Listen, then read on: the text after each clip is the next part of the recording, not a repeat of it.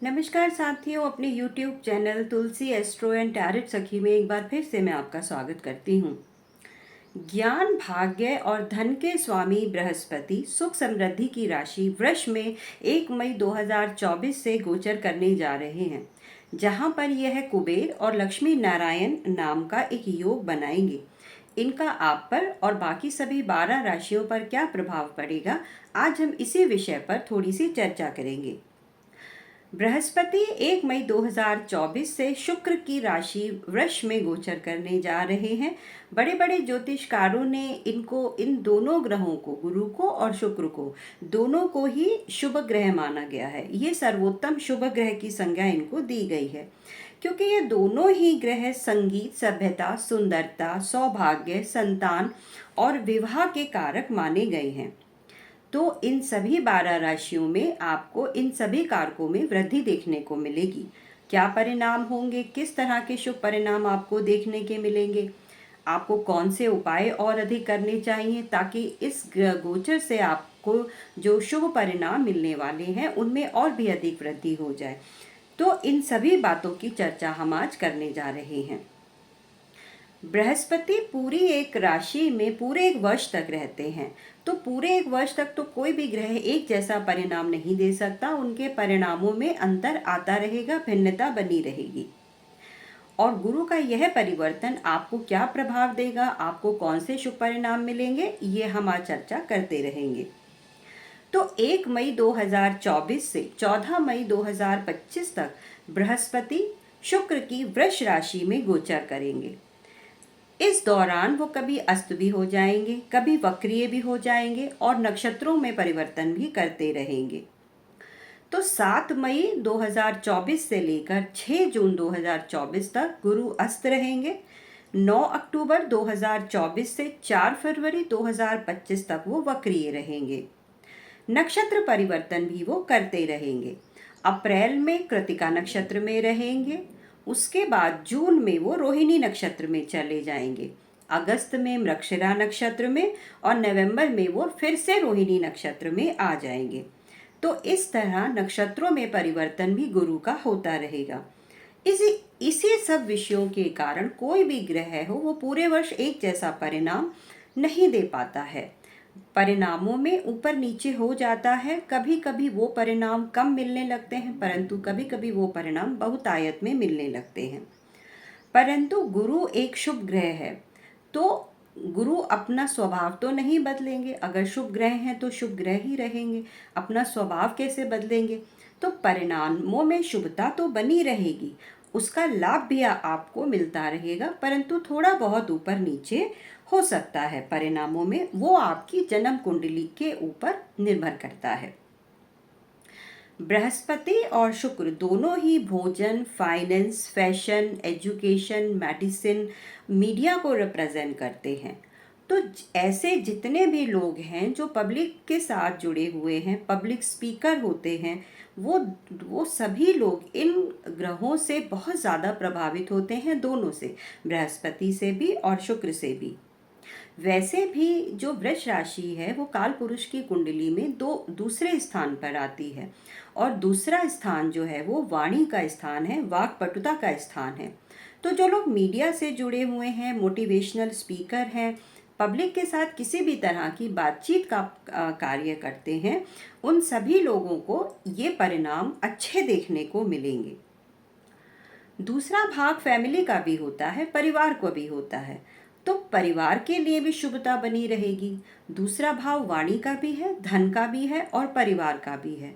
तो वाणी में भी उज्ज्वलता रहेगी, धन भी आता रहेगा और आप लोगों की दृष्टि में परिवार भी रहेगा, यानी परिवार भी आपकी, फैमिली भी आपकी प्रायोरिटी ही रहने वाली है। इस गोचर का सबसे अच्छी बात यही है कि धन भी आएगा और परिवार भी आपकी नज़रों में रहेगा, यानी परिवार आपकी प्रायोरिटी रहना चाहिए। इसीलिए इस योग को कुबेर योग भी कहा जाता है और लक्ष्मी नारायण योग भी कहा जाता है। यानी धन तो मिल ही रहा है, परंतु परिवार के साथ भी आपका जुड़ाव पूरे वर्ष बना रहेगा। काल पुरुष की कुंडली में बृहस्पति 9वें स्थान के स्वामी होते हैं और शुक्र दूसरे और 7वें भाव के स्वामी होते हैं। नवा भाव और दूसरा भाव दोनों ही लक्ष्मी भाव कहे जाते हैं, धन के भाव कहे जाते हैं। बृहस्पति हमारा विवेक है, जो हमें कहता है कि हर कार्य को विवेक से करें, समझदारी से करें, जल्दबाजी ना करें, हर कार्य में उदारता बनाए रखें, करुणा बनाए रखें। परंतु शुक्र एक वोरेशियस ग्रह है, ये समग्रता है, ये धन को बहुतायत से खर्च करने के लिए कहता है। परंतु गुरु ऐसा नहीं कहते हैं, वो धन को संभालने के लिए कहते हैं, वो धन का संचय करने के लिए कहते हैं। वीनस को सभी रिसोर्सेस पर अधिकार दिया गया है, अर्थात धन प्राप्ति के लिए जितने भी रिसोर्स होते हैं उन सब पर अधिकार वीनस का है, अर्थात शुक्र का है। परंतु गुरु को एनलाइटमेंट कहा गया है, यानी उस रिसोर्सेस का मैनेजमेंट किस तरह से किया जाए, ये कार्य गुरु करते हैं। शुक्र कहता है कि धन का सर्वाधिक उपयोग करें। जितना आप धन का उपयोग करेंगे, जितना आप धन का खर्च करेंगे, उतना ही धन आपके पास आएगा। इसीलिए इसे कुबेर योग और लक्ष्मी योग भी कहा गया है। परंतु और कुबेर को धन का कोषाध्यक्ष भी कहा गया है। किसे कितना धन देना है, ये बात कुबेर जी डिसाइड करते हैं। आइए राशि की बात करते हैं। तो वृष राशि में गुरु का गोचर होने जा रहा है 1 मई 2024 से। और वृष राशि कैसी है? ये पृथ्वी तत्व की राशि है, पोषण और संग्रह को दिखाती है, लॉन्ग टर्म प्लानिंग को भी दिखाती है। बृहस्पति ज्ञान के और प्रभाव के कारक हैं। तो जो लोग भी लॉन्ग टर्म के बारे में कुछ सोच रहे हैं, जो कोई स्टार्टअप शुरू करना चाहते हैं, तो उन लोगों के लिए ये समय बहुत अच्छा है। इस गोचर की सबसे अच्छी बात यह है कि जब बृहस्पति मेष राशि में बैठे हुए थे तो 11वें भाव से शनि अपनी तीसरी दृष्टि से देखे उनको, उन पर अपनी दृष्टि जमाए हुए थे। इस कारण बृहस्पति उस समय में शुभ परिणाम देने में असमर्थ थे। बृहस्पति वृद्धि के ग्रह हैं और जो शनि है वो कॉन्ट्रैक्शन को दिखाते हैं, जो गुरु हैं वो एक्सपेंशन को दिखाते हैं। तो इसी कारण शनि की वो दृष्टि में थे, इसी कारण वो बहुत अच्छे परिणाम आपको नहीं दे पा रहे थे, क्योंकि वो शनि की दृष्टि में आ रहे थे।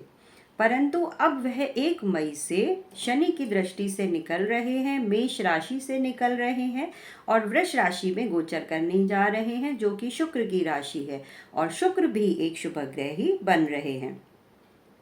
अप्रैल में 1 महीने तक वो शनि की दृष्टि में रहेंगे, परंतु फिर 11 महीनों के लिए ये शनि की दृष्टि से बिल्कुल मुक्त हो जाएंगे। बृहस्पति जब वृष राशि में गोचर करेंगे तो वह 5वीं दृष्टि से कन्या राशि में बैठे हुए केतु को देखेंगे। केतु एक परेशान करने वाला ग्रह है, जो अक्सर लोगों को परेशान करने का कार्य ही करता है।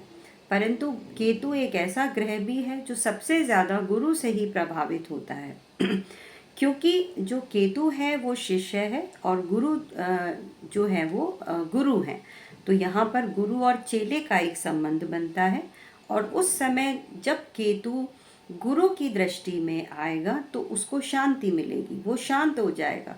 और उस समय क्योंकि सिर्फ गुरु ही एक ऐसे ग्रह हैं जो केतु को प्रभावित करते हैं और केतु गुरु की दृष्टि में, गुरु की शरण में आने के बाद शांत होकर उनसे, जो गुरु से आपको शुभ परिणाम मिलने वाले हैं, उनमें वह आपको शुभता प्रदान करने में सहायता प्रदान करेगा। बृहस्पति के लिए वृष राशि मित्र राशि नहीं है, क्योंकि ज्योतिष में गुरु जो है शुक्र के मित्र नहीं है। हालांकि दोनों शुभ ग्रह हैं, सर्वाधिक शुभ ग्रह हैं और दोनों ही आचार्य हैं, परंतु गुरु देवताओं के आचार्य हैं और शुक्र दैत्यों के आचार्य हैं। दोनों एक दूसरे का सम्मान तो करते हैं, परंतु उनमें विरोधाभास रहता है और उन दोनों को एक दूसरे का मित्र नहीं माना जाता है। तो हम ये कैसे कह सकते हैं कि गुरु जब वृष राशि में आएंगे तो आपको अच्छे परिणाम देंगे? इसका कारण ये है कि वृष राशि में जो 3 नक्षत्र आते हैं, कृतिका, रोहिणी और मृगशिरा, उनके स्वामी क्रमशः सूर्य, चंद्रमा और मंगल बनते हैं और यह तीनों ही बृहस्पति के मित्र होते हैं। तो जब गुरु का गोचर वृष राशि से होगा तो उनके मित्रों के नक्षत्रों से उनका गोचर होगा और इसीलिए हम कहेंगे कि वो अच्छा परिणाम देंगे और वृष राशि में जाने के बाद बृहस्पति आपको प्रॉस्पेरिटी ज़रूर देंगे। ऐसा माना जाता है कि श्री कृष्ण का जन्म भी रोहिणी नक्षत्र में हुआ था। तो रोहिणी नक्षत्र में हुआ था, इसी कारण से इस नक्षत्र को बहुत शुभ माना जाता है और इसके स्वामी जो हैं वो चंद्रमा होते हैं। बृहस्पति को विष्णु स्वरूप माना जाता है और शुक्र भगवान शिव के सबसे बड़े भक्त कहे गए हैं। भगवान शिव ने ही शुक्राचार्य को संजीवनी विद्या की शिक्षा दी थी। दोनों ही ज्ञान के ग्रह हैं और ज्ञान में वृद्धि करते हैं। जब एक दूसरे की राशि में जाते हैं तो आपको ज्ञान भी देते हैं, धन भी देते हैं। आध्यात्मिक चेतना के ऊपर बस आपको काम करना रह जाता है, वो कीजिए, आपका कल्याण होता रहेगा। परंतु क्या ये ऐसा गोचर है जिसमें आपको कोई समस्या नहीं होगी? नहीं, ऐसा नहीं हो सकता। सुख भी होता है, दुख भी होता है, परेशानियां भी होती हैं, चैलेंजेस भी होता है। ईश्वर के नाम के अलावा इस दुनिया में कुछ भी शाश्वत नहीं है। तो चुनौतियां तो आती रहेंगी और जैसा कि मैंने आपको बताया कि गुरु जो हैं वो ज्ञान के देवता हैं, देवताओं के देवता हैं और शुक्र दैत्यों के देवता हैं। यह दोनों एक दूसरे का सम्मान करते हैं। तो समस्याएं होने के बाद भी और चैलेंजेस होने के बाद भी आपको उनसे अच्छे परिणामों की उम्मीद ही करनी चाहिए। परंतु ऐसा मान सकते हैं कि गुरु जब शुक्र की राशियों में जाते हैं तो एक छोटी सी परेशानी देते हैं कि सेल्फ अप्रोच आ जाती है। लोगों में अपने लिए ही और अपना फ़ायदा करने की भावना बढ़ने लगती है कि मैं दूसरे का फ़ायदा क्यों करूं, जब मुझे ज़रूरत होती है तो मुझे तो कोई भी मेरे काम नहीं आता। तो आपको इस समय में इस अप्रोच को छोड़ना पड़ेगा। उदारता रखिए, उपकार का कार्य करते रहिए, गुरु का सम्मान करते रहिए, तब आपका कल्याण होता रहेगा। अपने आप को जस्टिफाई करने की कोशिश मत कीजिए कि आप जो कह रहे हैं वो बिल्कुल सही कह रहे हैं।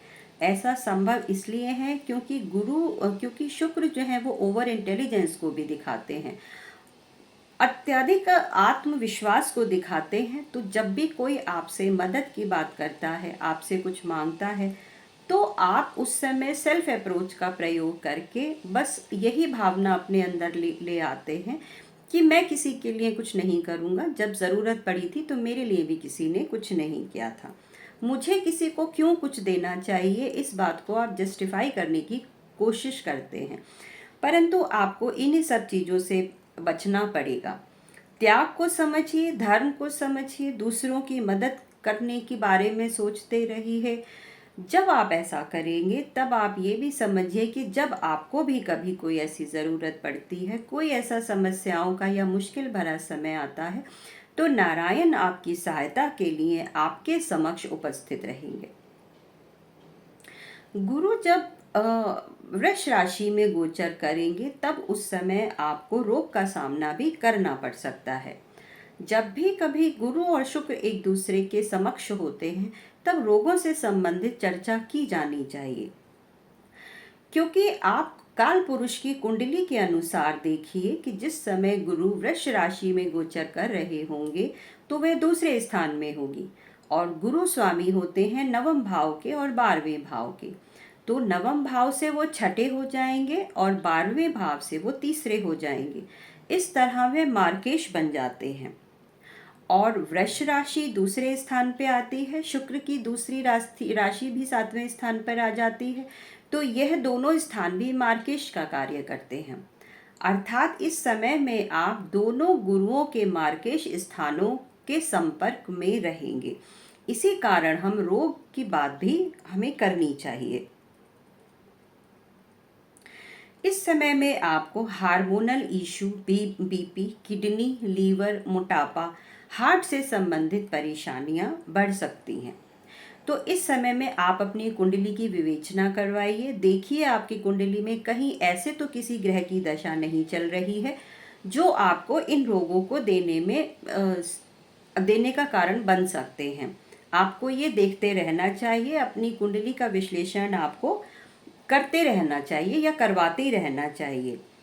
और दूसरी राशियों का भी आपको गोचर सुनना चाहिए, क्योंकि उससे आपको बहुत सहायता मिलने वाली है। क्यों?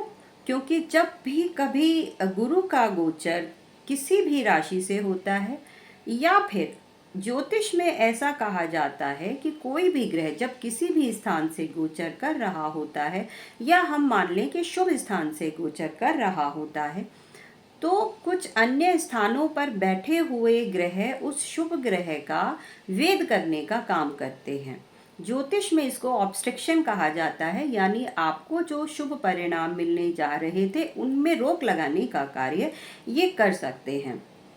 उदाहरण के लिए मेष राशि की हम अगर कुंडली देखें, जो काल पुरुष की कुंडली भी है, उसमें गुरु का गोचर दूसरे भाव से हो रहा है।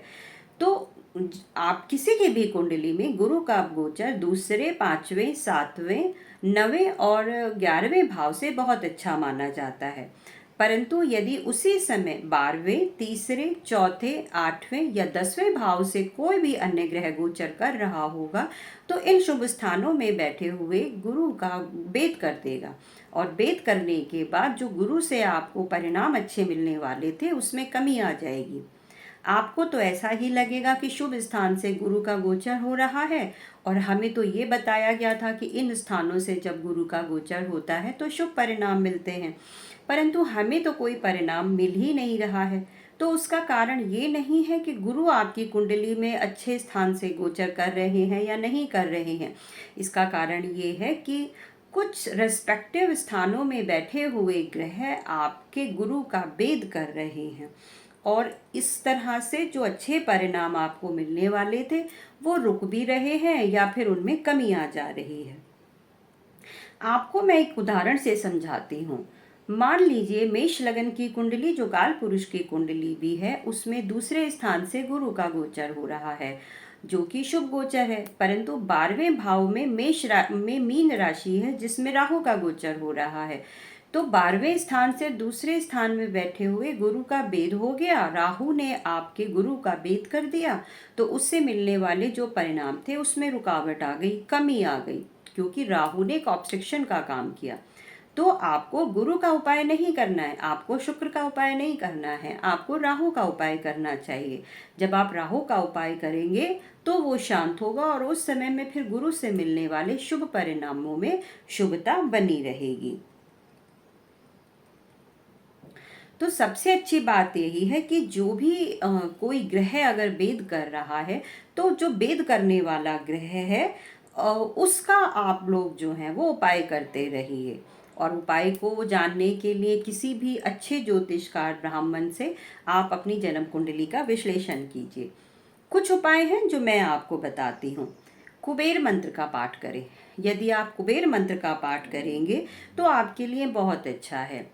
कुबेर मंत्र का पाठ करने के लिए आपको अपना अंगूठा और आपके हाथ की तर्जनी और मध्यमा उंगली को दबाकर एक मुद्रा बनानी है, जिसे कुबेर मुद्रा कहा जाता है। तो कुबेर मुद्रा बनाकर आप कुबेर मंत्र का जाप कीजिए। जब आप जाप करेंगे तो इससे आपको जो गुरु से शुभ परिणाम मिलने वाले हैं उसमें वृद्धि होती रहेगी। इस मंत्र को खोलने का यही सबसे अच्छा तरीका होता है। वृष राशि का पेड़ गूलर का पेड़ माना गया है, जिसे औदुंबर का पेड़ भी कहते हैं। तो इस पेड़ की जड़ को किसी भी शुक्ल पक्ष के शुक्रवार को सफेद कपड़े में रख लीजिए और उसको बांधकर अपने पास रखिए। यदि आप तिजोरी में रखते हैं तो आपके धन में वृद्धि होती रहेगी, धन की सुरक्षा बनी रहेगी। और यदि आप अपने पास रखते हैं तो फिर आपके स्वास्थ्य में और आपके जो ऑरा है उसमें आपको सुरक्षा मिलती रहेगी। इसको आप चाहें तो आप अपने घर में, ऑफिस में, अपने फार्म हाउस में, या फिर जहाँ भी आपका कार्य व्यवसाय या आप रहते हैं वहाँ पर लगा लीजिए। तो और इसमें गाय का दूध और आप घी से और जल से इसका पोषण करते रहिए। वैसे भी गूलर का जो पेड़ है वो कुबेर को बहुत पसंद है, इसे यक्षों का पेड़ माना जाता है। इसकी पूजा करें, इसके पत्तों को रखने से यश आता है, धन धान्य में वृद्धि होती है। आप एक कार्य और भी कर सकते हैं, आप रुद्राक्ष धारण कर सकते हैं। वृष राशि के लिए और गुरु के लिए 4 मुखी और 6 मुखी रुद्राक्ष बताए गए हैं। इस तरह के रुद्राक्ष यदि आप धारण करते हैं तो रोगों से रक्षा होती है, ऑरा आपका मजबूत होता है, किसी की नज़र नहीं लगती है, किसी भी तरह का जो बाहरी इन्फ्लुएंस है उससे आपका बचाव होता है, धन धान्य में आपकी वृद्धि होती है। तो ये वो कुछ उपाय हैं जो आप यदि करेंगे तो आपको इस जो गोचर है इसका शुभ परिणाम आपको मिलता रहेगा। आइए अब राशियों के राशिफल की बात करते हैं कि मेष राशि से लेकर मीन राशि तक गुरु के इस गोचर का क्या परिणाम होगा। परंतु सभी राशियों का एक ही वीडियो में बताना थोड़ा मुश्किल होता है क्योंकि वीडियो बहुत लंबा हो जाता है, तो हम थोड़ा थोड़ा करके शुरू करेंगे। आज की वीडियो में मेष से लेकर कन्या राशि तक के बारे में बात करूंगी और दूसरी वीडियो में हम तुला राशि से लेकर मीन राशि के राशिफल की बात करेंगे। तो आइए शुरू करते हैं मेष राशि से। आइए मेष राशि वालों के लिए इस गोचर के राशिफल की बात करते हैं। मेष राशि के लिए बृहस्पति का गोचर आपकी राशि से दूसरे भाव में हो रहा है, क्योंकि आपकी राशि से दूसरे भाव में ही वृष राशि आती है। तो जो भाग्य भाव के स्वामी हैं उनका धन भाव से गोचर हो रहा है, वह आपके भाग्य के स्वामी हैं। तो भाग्य का स्वामी का गोचर जब भी आपके लक्ष्मी भाव से होता है, आपके परिवार के भाव से होता है, वाणी के भाव से होता है, तो फिर धन की वृद्धि होती है, वाणी मधुर होती है, परिवार के साथ अच्छे संबंधों में वृद्धि होती है। शुक्र भी आपके लिए अच्छे ग्रह बनते हैं क्योंकि वह आपकी राशि से आपकी जन्म कुंडली में दूसरे और 7वें भाव के स्वामी हैं। दोनों ही धन के भाव हैं, परिवार के भाव हैं, पार्टनरशिप के भाव हैं, कार्य और व्यवसाय के भाव भी हैं। तो 7वां भाव आपके जीवन साथी को भी दिखाता है, दूसरा भाव कुटुंब का है और बृहस्पति दूसरे भाव में बैठे ही हुए हैं, तो परिवार में खुशहाली लाएंगे। पूरे परिवार को इस गोचर का लाभ मिलेगा और पूरा ही परिवार इस शुभ गोचर का इंतजार भी कर रहा है, इस गोचर की प्रतीक्षा में है। किसी नए सदस्य का आगमन भी संभव है। बहुत सारे लोगों के विवाह के योग बनेंगे, परंतु तब जब आपकी कुंडली में भी विवाह का समय और योग बना हुआ है या विवाह से संबंधित कोई महादशा या अंतरदशा चल रही है। यहाँ से बृहस्पति अपनी 5वीं दृष्टि से आपके 6ठे भाव को देखेंगे, 7वीं दृष्टि से 8वें भाव को देखेंगे और 9वीं दृष्टि से आपके 10म भाव को देखेंगे। तो जब वो आपके 6ठे भाव को देखेंगे तो वह आपके रोग, ऋण और शत्रुओं को शांत करेंगे। 6ठा भाव नौकरी का भी है, काम धंधा व्यापार का भी है। जन्म कुंडली में दूसरा, 6ठा और 10म ये तीनों अर्थ त्रिकोण कहे गए हैं। तो दूसरे भाव में बृहस्पति बैठे हैं, 6ठे भाव पर दृष्टि है और 10म भाव पर उनकी 9वीं दृष्टि है। तो इस तरह से यदि 6ठे भाव पर दृष्टि है तो फिर यदि आपके कार्य में, आपके वर्क प्लेस पर कोई षड्यंत्र हो रहा है, लोग आपको सैबोटाइज करने का प्रयास कर रहे हैं, आपको परेशान कर रहे हैं, तो उनके प्रयासों में तो न्यूनता आ जाएगी। 10वां भाव भी कर्म का है, तो आपको प्रमोशन की यदि आप उम्मीद कर रहे हैं तो उसमें आपको उम्मीद करनी चाहिए, क्योंकि इस समय में आपका प्रमोशन ड्यू हो सकता है।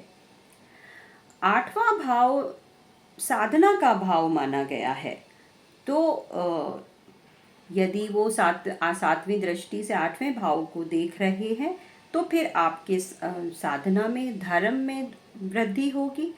गुरु के चरणों को पकड़कर रखिए। यदि आप गुरु के चरणों को पकड़कर रखते हैं, गुरु का सम्मान करते हैं या फिर तीर्थ यात्राएं जैसा कुछ करते हैं, भगवान की शरण में हैं, तो आपके से को जो परेशानियां आने वाली हैं उसमें कमी ये करते रहेंगे। 8वां घर समय अचानक से होने वाली घटनाओं को भी दिखाता है, आसपास के लोगों के षड्यंत्र को भी दिखाता है।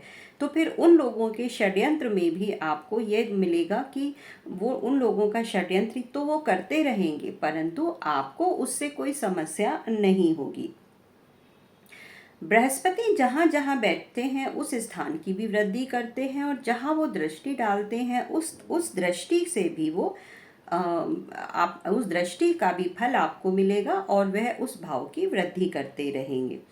तो 8वें घर को देखकर वह गुप्त जो शत्रु हैं और अचानक से होने वाली समस्याओं से आपका निदान करते रहेंगे। परंतु ऐसा नहीं है कि यदि वो कहीं दृष्टि डाल रहे हैं तो फिर आपकी समस्याएं या फिर जो भी परेशानियां हैं वो एकदम से ख़त्म हो जाएंगी। वो तो आती भी रहेंगी। तो आपको मैंने जो उपाय बताए हैं समय समय पर, उन उपायों को आप करते रहिए। और इस बात का भी ध्यान रखिए कि दूसरे भाव में जब गुरु बैठे हुए हैं तो 12वें भाव में मीन राशि में बैठे हुए राहु उनका भेद कर रहे हैं। तो फिर आप राहु का उपाय भी करते रहिए, आपके लिए ये गोचर अच्छा जाएगा। आइए वृष राशि की बात करते हैं। वृषभ राशि के लिए गुरु दो तरह का परिणाम दे रहे हैं। पहले अच्छे परिणाम की बात करते हैं। तो गुरु आपकी जन्म कुंडली में 11वें भाव के स्वामी बनते हैं, और 11वें भाव जहाँ पर आपकी मीन राशि है, जहाँ पर गुरु की मीन राशि है, तो वहाँ पर आपके लाभ भाव के स्वामी होकर वो आपकी राशि के ऊपर से गोचर कर रहे हैं। तो राशि के ऊपर से जब भी गुरु का गोचर होता है तो उस समय में आपका ऑरा बढ़ता है, आपका प्रभाव बढ़ता है। तो जो लोग भी पब्लिक स्पीकिंग से जुड़े हुए हैं, मोटिवेशनल स्पीकर हैं, यूट्यूब या इस तरह की सोशल मीडिया पर काम करते हैं, अर्थात किसी भी तरह से यदि वो पब्लिक से जुड़े हुए हैं तो उनको अपने कार्य में बढ़ोतरी देखने को मिलेगी। यदि आप पॉलिटिक्स में हैं, एजुकेशन में हैं, फाइनेंस में हैं, तो भी ये समय आपके लिए बहुत अच्छा है। यहाँ से बैठकर वो आपके भाग्य भाव पर दृष्टि डालेंगे तो भाग्य में वृद्धि करेंगे। यह धर्म का घर है, तो भाग्य के साथ साथ धर्म की भी वृद्धि होगी। आप तीर्थ स्थानों की यात्रा कर सकते हैं। 7वें घर को देखेंगे तो आजीवन साथी के साथ संबंधों में मधुरता लाते रहेंगे। संतान की वृद्धि भी होगी यदि आप संतान की आशा कर रहे हैं या प्रयास कर रहे हैं, क्योंकि ये बहुत अच्छा गोचर है। आप चाहें तो 7वां घर पार्टनरशिप का भी है, तो यदि आप चाहें तो अपनी पत्नी के साथ मिलकर कोई पार्टनरशिप भी कर सकते हैं, उसका लाभ भी आपको मिलता रहेगा। समस्या क्या आएगी वृष राशि वालों के लिए? तो ये आपके अष्टम भाव के स्वामी बनते हैं, जहां पर इनकी धनु राशि है, और धनु राशि के स्वामी होकर ये आपकी राशि के ऊपर से जा रहे हैं। अर्थात रोग ऋण वाले जो अचानक होने वाली घटनाओं के स्वामी होकर और आयु स्थान के स्वामी होकर वे आपकी राशि के ऊपर से जा रहे हैं। तो हो सकता है कि आपकी सेहत में तकलीफें अचानक से आपको देखने को मिले। हार्मोनल इश्यूज, फैट, बीपी में बढ़ोतरी हो सकती है। तो जो जो उपाय मैंने आपको बताए हैं वो करते रहिए, शिव की आराधना करते रहिए, धर्म से जुड़े रहिए, और तीर्थ स्थानों की यात्राएं करते रहिए, भगवान से जुड़े रहिए, धर्म से जुड़े रहिए, और दान दक्षिणा करते रहिए। इस तरह से आपकी सेहत भी सही रहेगी और आपका जो धन है उसकी भी रक्षा होती रहेगी। मिथुन राशि के लिए बृहस्पति का गोचर आपकी राशि के 12वें भाव से हो रहा है। तो 12वें भाव से जो गुरु का गोचर है वो केवल धर्म की वृद्धि करता है, धर्म में मन लगता है, आध्यात्म की इच्छाएं बढ़ती हैं, दान की इच्छा बढ़ती है। इसी कारण बृहस्पति चूंकि 12वें भाव में है, इसी कारण आपका वो व्यय भी बढ़ाते हैं। परंतु जो भी व्यय होगा वो धार्मिक कामों पर यदि होता रहे, अच्छे कामों पर होता रहे, तो वो धन का व्यय होना अच्छा है।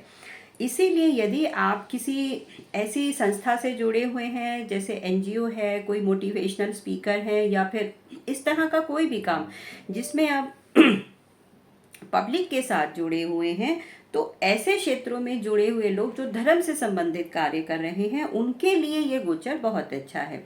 परंतु बाकी लोगों को इस गोचर से कोई बहुत ज़्यादा आशाएं नहीं रखनी चाहिए। भागदौड़ बहुत बढ़ती रहेगी, खर्चे आउट ऑफ कंट्रोल हो सकते हैं।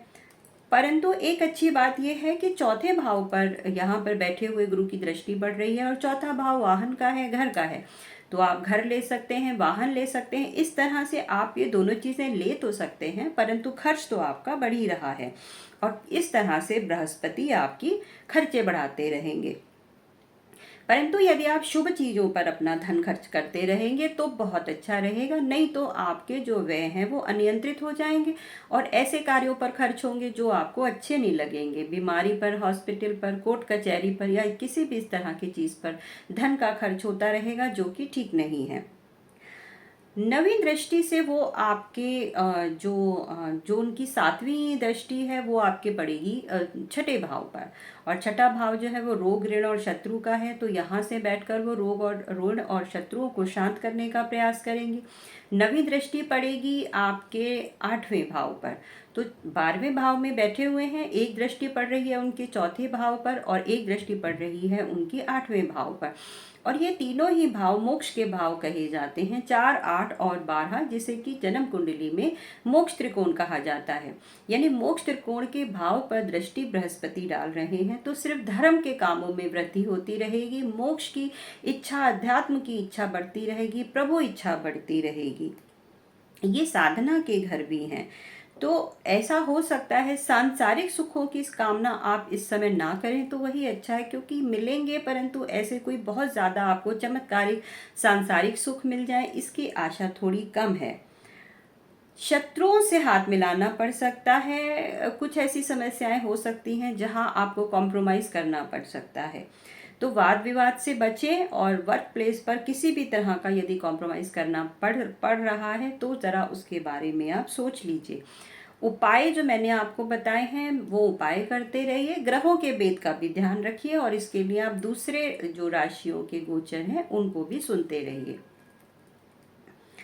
आइए कर्क राशि के बारे में बात करते हैं। कर्क राशि के लिए बृहस्पति का गोचर आपके 11वें भाव से हो रहा है, यानी आपके आय के भाव से हो रहा है। तो आय के भाव से तो किसी भी ग्रह का गोचर को शुभ ही माना गया है। तो 11वां भाव मित्रों का भी है, बड़े भाई का भी है, दादा का है। तो जो लोग अपने बड़े भाई के साथ मिलकर कोई काम कर रहे हैं उनको तरक्की मिलने की पूरी संभावना है। यदि आप उनके साथ कोई कार्य करना चाहते हैं तो कर लें, अगर नहीं भी कर रहे हैं तो भी कर लें। आप चाहें तो उन्हें अपना पार्टनर बना सकते हैं और उनके साथ कोई भी इस समय व्यापार का कार्य शुरू कर सकते हैं।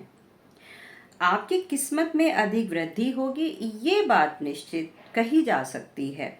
बृहस्पति आप अपनी 5वीं दृष्टि से यहाँ बैठकर आपके तीसरे भाव को देखेंगे तो भागदौड़ बढ़ाएंगे, संघर्ष बढ़ाएंगे, प्रयासों में भी आपकी बढ़ोतरी होती रहेगी। 7वीं दृष्टि से वो आपके 5वें भाव को देख रहे हैं, तो यदि आप किसी के साथ प्रणय में हैं तो फिर उसमें आपको सफलता मिल सकती है। यदि संतान की कामना कर रहे हैं, संतान का लाभ मिल सकता है। संतान की आपको यदि बहुत दिनों से कोई उम्मीद है तो वो भी इस समय में आपको अच्छी खबर आपको मिल सकती है। 9वीं दृष्टि से वो आपके 7वें भाव को देख रहे हैं, तो पत्नी के साथ संबंधों में अच्छा रहेगा। और यदि आप पार्टनरशिप करना चाहते हैं तो वो भी कर सकते हैं। अगर पत्नी के साथ मिलकर कोई पार्टनरशिप करना चाहते हैं तो वो भी इस समय में आप कर सकते हैं। आपकी किस्मत से आपके जीवन साथी को भी लाभ हो सकता है। घर परिवार में सुख समृद्धि की वृद्धि होगी। अच्छी बात यह है कि गुरु का 11वां गोचर हमेशा मन को शांति देता है, परिवार में सुख समृद्धि देता है, परिवार की इनकम को बढ़ाता है।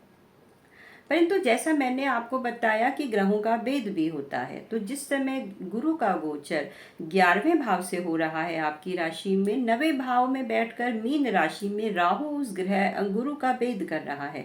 तो मैंने पहले भी आपको बताया था कि जब कोई दूसरा ग्रह किसी ग्रह का भेद कर देता है तो उससे दो अच्छे ग्रह से जो हमें परिणाम मिलने वाले थे उनकी शुभता में कमी आ जाती है, या फिर वो परिणाम आपको नहीं मिलते हैं।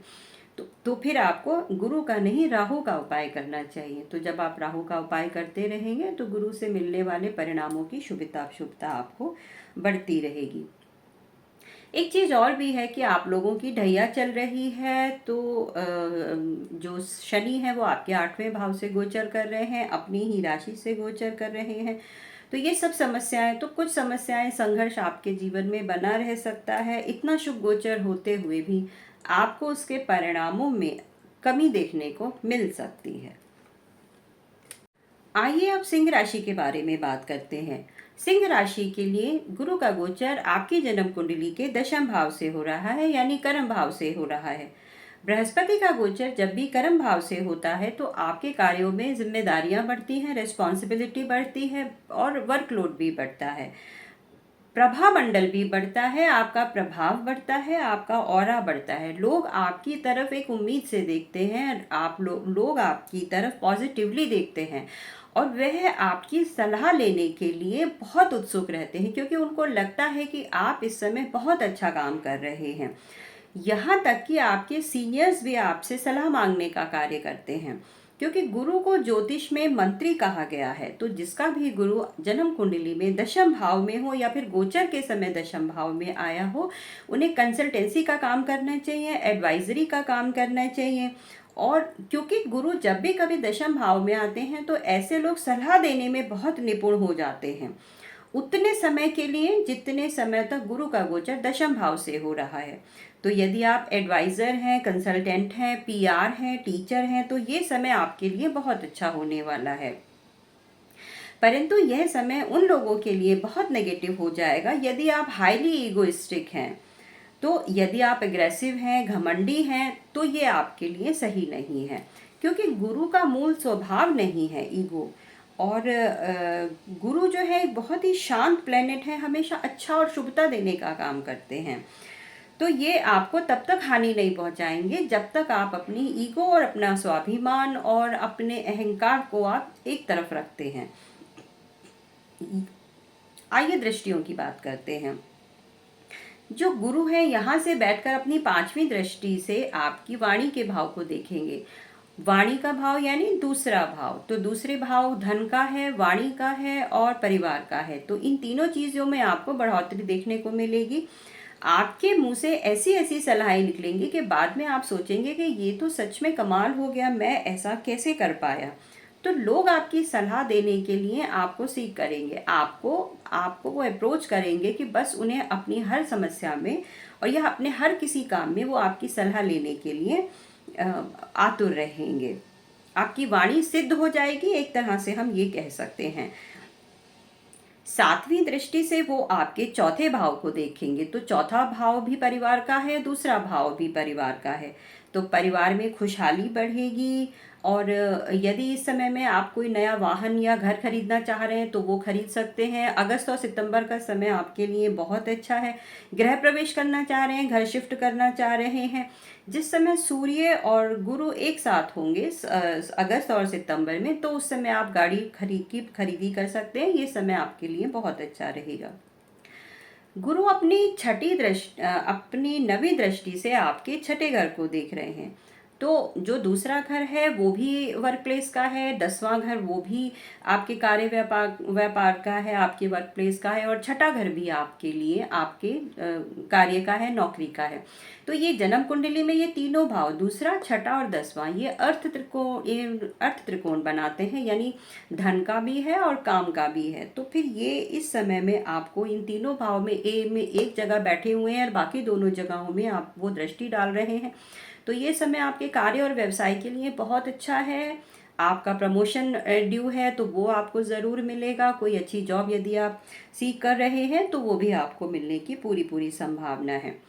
छठा घर शत्रुओं का भी माना जाता है। शत्रुओं से भी इस समय में आपकी रक्षा होती रहेगी, कोई आपको सैबोटाइज नहीं कर पाएगा।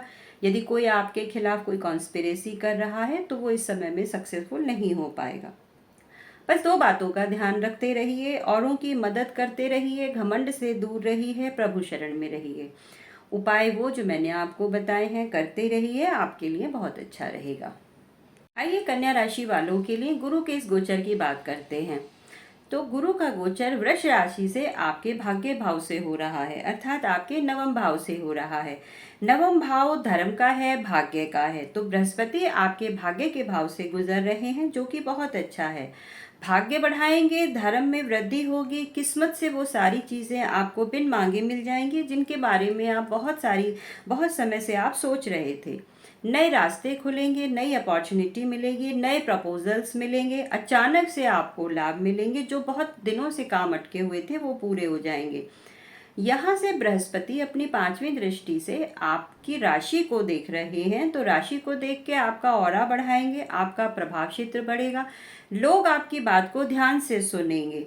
यदि आप किसी तरह की पब्लिक लाइफ में हैं तो आपका प्रभाव बढ़ेगा, आपका सम्मान बढ़ेगा, आपके अधिकारी आपकी बात सुनेंगे, आपके सीनियर्स भी आपको रेस्पेक्ट देंगे, आपके सुपीरियर्स आपको रेस्पेक्ट देंगे, आपकी बात ध्यान से सुनेंगे, आपको पॉजिटिव अप्रेजल मिल सकते हैं। प्रमोशन यदि एक्सपेक्ट कर रहे थे तो वो भी आपको मिल सकता है। सातवीं दृष्टि से वह आपके तीसरे स्थान को देख रहे हैं, तो संघर्ष थोड़ा बढ़ सकता है, भाग दौड़ बढ़ सकती है। जो लोग भी freelance, sales, marketing, adviser, consultant हैं, इंश्योरेंस एजेंट हैं, म्यूचुअल फंड में डील करते हैं, उन लोगों के लिए ये समय अच्छा कहा जा सकता है। नवें भाव पर दृष्टि है, नवीं दृष्टि आपके पांचवें घर पर है, तो संतान की वृद्धि होगी, विद्या विद्या में वृद्धि होगी। नवां घर आपका हायर एजुकेशन को दिखाता है, पांचवां घर भी एजुकेशन को दिखाता है। तो बृहस्पति नवे घर में चल रहे हैं और पांचवें घर पर दृष्टि डाल रहे हैं। तो जो लोग भी हायर एजुकेशन के लिए प्रयास करना चाह रहे थे या बाहर जाना चाह रहे थे, इस समय बृहस्पति की पूर्ण सहायता आपको प्राप्त होगी। बहुत अच्छी अपॉर्चुनिटीज आपको मिल सकती हैं। जो लोग टीचर हैं, इन्फ्लुएंसर हैं, एजुकेटर्स हैं, किसी भी तरह के का पढ़ाने का काम करते हैं, उनके लिए ये समय बहुत अच्छा है। आपका प्रभाव क्षेत्र बढ़ेगा और लोग आपकी बात को ध्यान से सुनेंगे। परंतु जैसे मैंने आपको पहले भी बताया है कि वेद के द्वारा दूसरे ग्रह का ऑब्स्ट्रक्शन यानी रोक भी होता है, उसका भेद हो जाता है, तो फिर वो जो ग्रह से के जो शुभ परिणाम होते हैं वो आपको नहीं मिल पाते हैं।